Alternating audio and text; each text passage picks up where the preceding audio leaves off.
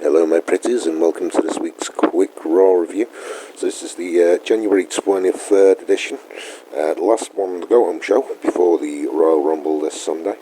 This was from Cleveland, Ohio, so as usual Raw opened up with Roman Reigns coming out to the ring, cutting a promo with the shark cage in the ring, and then Kevin Owens and Chris Jericho come out and they actually get quite a big pop from the crowd.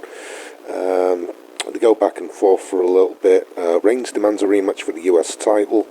Owens actually accepts it on behalf of Jericho, which he's not too pleased about.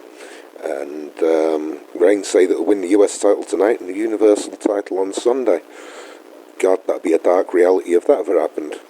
So we've got the first match of the night coming up now, which is Luke Gallows against Cesaro. Bit of back and forth in the match. Cesaro gets Gallows in the sharpshooter. Anderson dropkicks Sheamus and then distracts the ref on the apron. Gallows comes from behind Cesaro with a big boot and a face buster for the win. Gallows seemed to have a little bit of a cut that had opened up under his eye.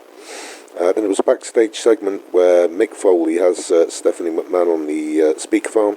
Sami Zayn walks in, asks about entering the Royal Rumble.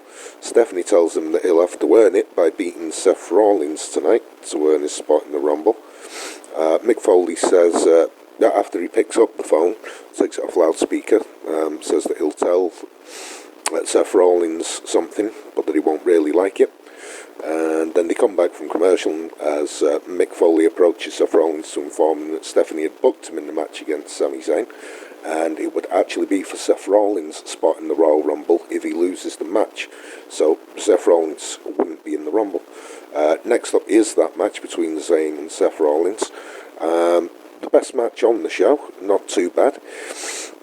And it ends with Rollins hitting a Falcon Arrow for a close 2 count.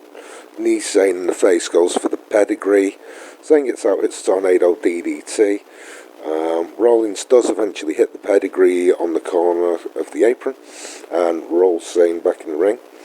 Triple H's music then hits and we get a distraction. And as Seth Rollins turns back round, Sami Zayn rolls up Rollins for the distraction win. Seth goes backstage angry and finds Mick Foley. Starts complaining about Triple H's music playing during his match. Foley says he doesn't know anything about it, and Rollins says it's a conspiracy, and it's Stephanie McMahon was behind it. Then we've got the first of the 205 Cruiserweight matches. This was a really quick one. It was Jack Gallagher, TJ Perkins and Mustafa Ali against Arya Daviri, Tony Ness and Drew Gulak. This basically ended when all 6 men had a bit of a brawl. It calmed down a bit, and Ali hit a reverse 450 splash for the win. Then we have Tex O'Neill, Braun Strowman and Jinder Mahal and Rusev against Kofi Kingston, Big E, Enzo and Cass. So it's a bit competitive in the first few minutes.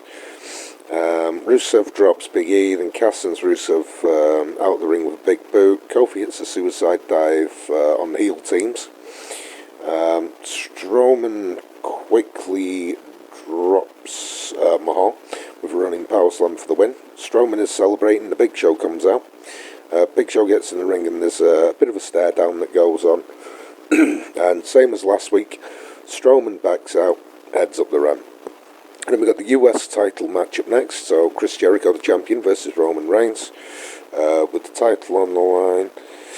And basically the match ends with Reigns following up with a Superman punch, then Kevin Owens interferes and beats down Reigns. Owens and Jericho put Reigns in the cage, but Reigns fights his way out and puts Owens in it instead. He locks the door of Owens inside and then gives a Superman punch to Jericho, and Owens gets lifted up in the cage, and it looks like it's going to be a pretty damn high height as well. I wouldn't want to be in that cage at all.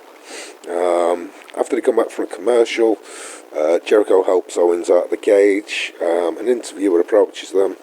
I really need to find out the name of the woman that does that. I'm not too sure. Mick Foley has made the title match for the Universal title at the Royal Rumble an ODQ match. Nia Jax had a match against Misslyn next. Another one of the old quick squash matches. ended pretty quick. Nia Jax won, and then Sasha Banks comes out and starts beating Nia Jax with the crutch that she's got.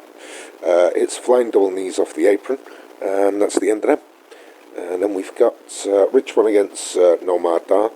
Alicia Fox comes out with Dar, and Dar tries to use Alicia Fox as a shield, which doesn't work out too well. And it ends with...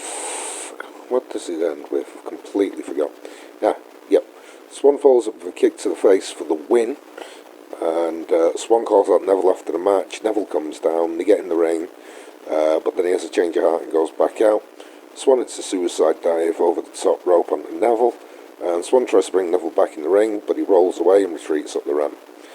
Cedric Alexander does an interview backstage afterwards, and then Noam and Alicia Fox interrupt. Cedric shoves down Noam, and Alicia says he's just jealous. And then we get to the final part of the night, where Goldberg comes out of his dressing room and actually headbutts the door on the way out. And you see that he's got a little bit of a cut on his head as he's coming down to the ring. It's bleeding all the way through the promo. It takes him a couple of tries to start the promo, makes a few mistakes.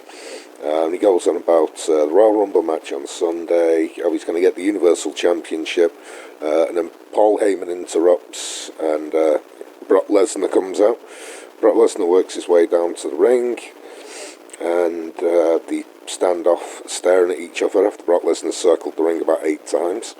And then as they're staring at each other, the lights go out, and the Undertaker appears in the middle of the ring with them, and it ends with just the 3 of them staring each other down as Raw goes off. So that's about that for this week's Raw. It was not exactly one that I'd bother going and watching, but we've got the SmackDown review coming up tomorrow. We'll do the TNA Impact review at the end of the week, probably Friday for that. And then as it's pay-per-view this week, we'll also do the Royal Rumble itself. That'll probably be on Monday, but it'll be a bit later though, because I'll either have to stay up very late at night on Sunday, or watch it Monday night, which would probably be the better idea. So, again, if you've got anything you want me to run through, anything you'd like me to talk about, leave me a message in the comments section.